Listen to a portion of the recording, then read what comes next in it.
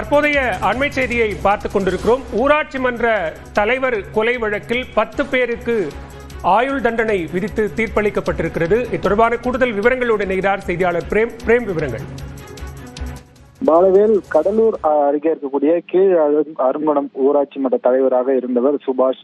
இவர் விடுதலை சிறுத்தைகள் கட்சியின் ஒன்றிய செயலாளராகவும் செயல்பட்டு வந்த நிலையில் கடந்த 2020ஆம் ஆண்டு ஜூலை மாதம் சுபாஷ் என்பவர் தேர்தல் முன்னுரிதம் காரணமாக வெட்டி படுகொலை செய்யப்பட்டார். நெல்லிக்குப்பம் போலீசார் வழக்கு பதிவு செய்து விசாரணை என்பது நடத்தப்பட்டது. விசாரணையில் தேர்தல் முன்னுரிதம் காரணமாகவே கொலை நடைபெற்றதாக தெரிய வந்த நிலையில் இந்த வழக்கில் அதே ஊரை சேர்ந்த வழக்கறிஞர் உட்பட 12 பேரை போலீசார் கைது செய்தனர். இந்த நிலையில் இன்று கடலூர் முதலாவது கூடுதல் மாவட்ட அமர்வு நீதிமன்றத்தில் வழக்கு விசாரணை நடைபெற்று வந்த நிலையில் இந்த வழக்கில் குற்றம் சாட்டப்பட்ட 12 பேரில் ஒருவர் உயிரிழந்துவிட்ட நிலையில் தற்போது ஒருவர் வழக்கிலிருந்து நீக்கம் செய்யப்பட்டிருக்கிறார். தற்போது 10 பேர் மீதும் குற்றம் நிரூபிக்கப்பட்ட நிலையில் வழக்கறிஞர் உட்பட 10 பேருக்கு ஆயுள் தண்டனை விதித்து தற்போது நீதிபதி சரஸ்வதி தற்போது தீர்ப்பு வழங்கியிருக்கிறார்.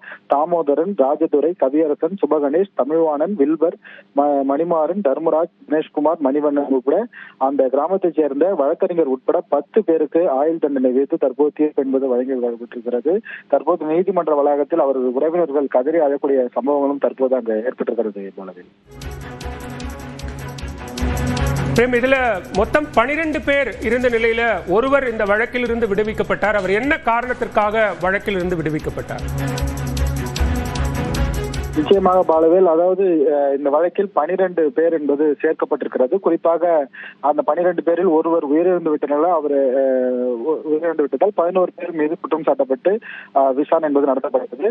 இதில் மேலும் ஒருவர் நீக்கப்பட்டிருக்கிறார். குறிப்பாக அவர் அந்த சம்பவ இடத்திலேயே இல்லை என்பதாலும் தற்போது போலீசார் வட்டாரத்தில் தெரிவிக்கப்பட்டதன் காரணமாகவே தற்போது இந்த வழக்கிலிருந்து அவர் விடுக்கப்பட்டிருக்கிறார். மேலும் உள்ள 10 பேரும் தேர்தல் முன்வருவதன் காரணமாகவே இந்த சுபாஷை வெட்டி படுகொலை செய்யப்பட்டதாக வாக்குமூலம் தெரிவித்திருக்கிறார்கள்.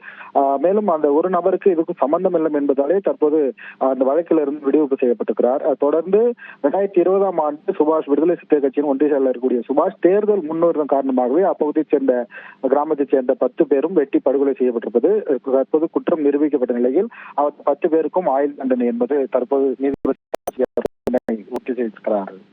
விவரங்களுக்கு நன்றி பிரேம்.